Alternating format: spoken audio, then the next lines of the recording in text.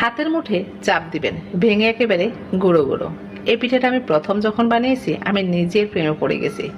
বানানোর জন্য তেমন কিছুই লাগে না, ঘরে যদি ময়দা থাকে ঝটপট বানিয়ে নিতে পারবেন। হ্যালো এভরিওয়ান, আসসালামু আলাইকুম। 1 কাপ ময়দা নিয়েছি, স্বাদ মতো লবণ দিয়েছি, একটু মিশিয়ে নিলাম। তারপরে এখানে 3 টেবিল চামচ পরিমাণ সয়াবিন তেল দিলাম। তেলটা একটু বেশি লাগবে। তারপরে তেলটা দিয়ে ভালো করে তেলটা ময়দার সাথে মিশিয়ে নেব। মেশাতে মেশাতে দেখবেন এরকম সুন্দর করে মিশে গেছে, মুষ্টি করলে দলা হয়ে যায়।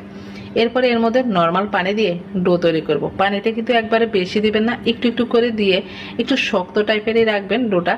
তারপরে মধ্যে মধ্যে এটাকে নরম করতে হবে। এরপরে এটাকে একটু মথে নিয়ে এভাবে নরম করে নিয়েছি। তারপরে এটাকে রেস্টে রেখে দেবো আধা ঘন্টার জন্য। আধা ঘন্টা পর অনেকটা সফট হয়ে গেছে। এবার আরেকটু মথে নিয়ে এটা লিচি কেটে নেব। তো এই যে আমি ছোট ছোট করে লিচি কেটে এনেছি। এই পর্যায়ে সবাই কমেন্ট করতে থাকেন কে কোথায় থেকে আমার ভিডিওটি দেখছেন, যাতে করে পরবর্তীতে আপনাদেরকে ধন্যবাদ জানাতে পারি। একটা লিচি নিয়ে উপরে কিছুটা ময়দা ছিটিয়ে দিয়ে আমি একটা রুটি বানিয়ে এনেছি। রুটিটা একেবারে পাতলাও হবে না, মোটাও হবে না। নর্মালি আমরা রুটি যেভাবে তৈরি করি ঠিক সেম থাকবে। এবার ছুরি দিয়ে মাঝখানে এভাবে চিকন চিকন করে কেটে নিচ্ছি। দুই মাথাটা কিন্তু লাগানো আছে, আপনারা দেখেই বুঝতেছেন। তারপরে দুই সাইড থেকে প্রথমে এভাবে মুড়িয়ে নেব। দেখেন দুই সাইড থেকে মুড়িয়ে, যেহেতু দুই সাইডে ছোট থাকে তাই দুই সাইড থেকে একটু মুড়িয়ে নিয়ে তারপরে এভাবে মুড়িয়ে তারপরে দুই মাথা লাগিয়ে নেবেন। দেখবেন কত সুন্দর পিঠা হয়ে গেছে। আরেকটা দেখিয়ে দিচ্ছি, এই যে দেখেন কিভাবে করতেছি। এভাবে পুরোটা মানে সবগুলো অংশ একসাথে মিশিয়ে নিয়ে একটু এভাবে মুড়িয়ে নেবেন। মুড়িয়ে তারপরে দুই মাথা লাগিয়ে নেবেন। আপনারা আমার হাতের দিকে তাকালে কিন্তু বুঝতে পারবেন। সবগুলো পিঠা বানিয়ে নিলাম। ভাজার পালা। চুলায় একটু বেশি পরিমাণে প্যানের মধ্যে তেল দিয়ে তেলটা একটু হালকা গরম হলে পিঠাগুলো দিয়ে দেবেন। কম আছে কিন্তু পিঠাটা ভাজতে হবে, বেশি জোরে দেওয়া যাবে না। পিঠাটা ভাজতে একটু সময় লাগবে।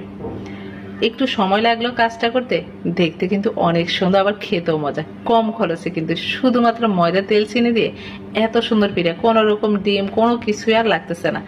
এই যে দেখেন উল্টে পাল্টে এটাকে আমি সুন্দর করে ভেজে নিয়েছি। সবগুলো পিঠা তুলে নিলাম। তারপরে এখন শিরা করব। তো এখানে হাফ কাপ চিনি নিয়েছি আর হাফ কাপের অর্ধেকটা পানি দিয়েছি। এটাকে বলক আসা পর্যন্ত অপেক্ষা করবো। বলক আসার পর 2-3 মিনিট জাল দিলে হয়ে যাবে। এক তার হলে এটা চুলাটা বন্ধ করে দেবেন, এটাকে নামিয়ে নেবেন। এরপর যে আমি গরম শিরার মধ্যে গরম গরম পিঠাগুলো দিয়ে দিচ্ছি। দিয়ে এখন এটাকে উল্টে পাল্টে শিরার মধ্যে চুবিয়ে নেব। চুবিয়ে সাথে সাথে কিন্তু তুলে নেবেন। এই যে সবগুলো চুবিয়ে নেওয়া হয়ে গেছে, এবার তুলে নিচ্ছি। এবার পরিবেশন করার পালা আর খাওয়ার পালা।